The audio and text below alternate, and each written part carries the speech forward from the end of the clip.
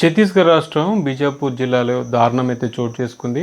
ఒక యంగ్ జర్నలిస్ట్ని అయితే కొంతమంది గుర్తు తెలియని వ్యక్తులు హత్య చేసి ఆ బీజాపూర్ జిల్లా కేంద్రంలోని ఒక సెప్టిక్ ట్యాంక్లో పడేశారు. ఈ ఘటన అయితే ఇప్పుడు దేశవ్యాప్తంగా కూడా సంచలనంగా మారింది. ఎంతో భవిష్యత్తు ఉన్నటువంటి ఒక యంగ్ జర్నలిస్ట్ని హత్య చేయడం కూడా స్థానిక జర్నలిస్ట్ సంఘాలు అయితే ఖండిస్తున్నాయి. అయితే ఈ ఘటనకు సంబంధించి కొంత వివరించే ప్రయత్నం చేస్తాను. ముఖేష్ చంద్రాకర్ గత కొంతకాలంగా అయితే ఈటీవీ రిపోర్టర్గా పనిచేశాడు. ఆ తర్వాత ఎన్డీటీవీ రిపోర్టర్గా పనిచేస్తున్నాడు. ఇంతకు ముందు కూడా బస్తర్ జంక్షన్ అనే ఒక యూట్యూబ్ ఛానల్ అయితే రన్ చేస్తున్నాడు. ఛత్తీస్గఢ్ రాష్ట్రంలోని బస్తర్ డివిజన్లో ఉన్నటువంటి 7 జిల్లాల్లో కూడా ముఖేష్ చంద్రాకర్ అంటే తెలియని వాళ్ళు ఉంటే ఎవరుండరు. ప్రతి ఎక్కడికి వెళ్ళినా కూడా ప్రజలకు న్యాయం జరిగేటువంటి వార్తలే ప్రచురిస్తాడని చెప్పని ముఖేష్ చంద్రాకర్కి అయితే ఒక బ్రాండ్ అనేది ఉంది. నేను కూడా ముఖేష్ చంద్రాకర్తో కూడా చాలా కాలం ట్రావెల్ చేస్తూ వస్తున్నాను. తెలంగాణ వచ్చినప్పుడు కూడా నన్ను కలవకుండా అయితే వెళ్ళని పరిస్థితి ఉండేది. మీ అందరం కూడా ఇప్పుడు వార్తల విషయంలో కూడా కమ్యూనికేట్ చేస్తూ ఉండేవాళ్ళం. ఆ ముఖేష్ చంద్రాకర్ని దగ్గరగా చూసిన వ్యక్తుల్లో నేను కూడా ఒకనని చెప్పుకుంటున్నాను.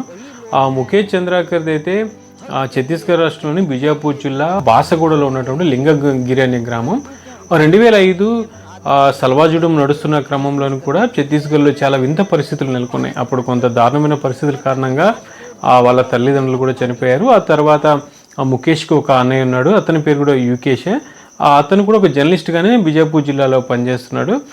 వీళ్ళిద్దరు కలిసి కూడా ఇప్పుడు ప్రస్తుతానికి బీజాపూర్ జిల్లాలోనే ఉంటున్నారు. చాలా నిరుపేద కుటుంబం అనేది చెప్పుకోవాలి. చాలా కష్టంతో పైకి వచ్చిన వ్యక్తుల్లోని ముఖేష్ చంద్రాకర్ ఒకరు. ఆ రిపోర్టింగ్ చేయడంలో కూడా చాలా దిట్టమైన వ్యక్తిగా అయితే మనం చెప్పొచ్చు. ఎందుకంటే నేను దగ్గరగా చూశాను కాబట్టి రిపోర్టింగ్లోని అతని గురించి చెప్పడం జరుగుతుంది. ఒక 100 మంది రిపోర్టింగ్ చేస్తే అందులోని కూడా ద నెంబర్ 1 రిపోర్టింగ్ ముఖేష్ చంద్రాకర్దే ఉంటుంది. అటు నక్సల్స్కి సంబంధించిన వార్తలే కావచ్చు, ఇటు పోలీసులకు సంబంధించిన వార్తలు ఏదైనా కూడా ముఖేష్ చంద్రాకర్ ఇచ్చాడంటే అందులో ఒక ఖచ్చితమైన ఫైనల్ సమాచారం ఉంటుందనేది కూడా అసలు ఛత్తీస్గఢ్ కూడా ఇటు తెలంగాణ మీడియా కూడా భావిస్తుంది. ప్రస్తుతానికైతే ఈ నెల 1వ తారీఖున ముఖేష్ చంద్రాకర్ ఇంట్లోంచి అయితే బయటకు వచ్చాడు. ఆ తర్వాత అతని సెల్ ఫోన్ సిగ్నల్స్ కూడా ఏమీ పనిచేయలేదు. దీంతో అతని అన్న యుకేష్ అయితే ఆ బీజాపూర్ జిల్లా ఎస్పీకి అయితే ఫిర్యాదు చేయడం జరిగింది. దీంతో అతను ఫోన్ లొకేషన్ ఆధారంగా బీజాపూర్ జిల్లా కేంద్రంలోని ఒక కాంట్రాక్టర్కి సంబంధించిన ఇంటి వద్ద సెప్టిక్ ట్యాంక్లో అతని మృతదేహం ఉన్నట్లుగా అయితే పోలీసులు గుర్తించి ఆ తర్వాత మృతదేహాన్ని అయితే బయటికి తీయడం జరిగింది.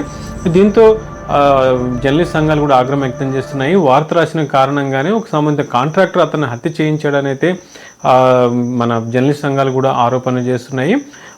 రేపు బీజాపూర్ జిల్లా బంద్కు కూడా అక్కడ ఉన్నటువంటి స్థానికులు జర్నలిస్ట్ సంఘాలు కూడా పిలుపునిచ్చాయి. ఎందుకంటే ముఖేష్కి బీజాపూర్ జిల్లాలో చాలా ఒక ఫాలోయింగ్ ఉంటుంది. ఎందుకంటే మంచి వ్యక్తి, ఎవరికి ప్రతి ఒక్కరికి సాయం చేస్తాడని ఒక మంచి పేరుంది.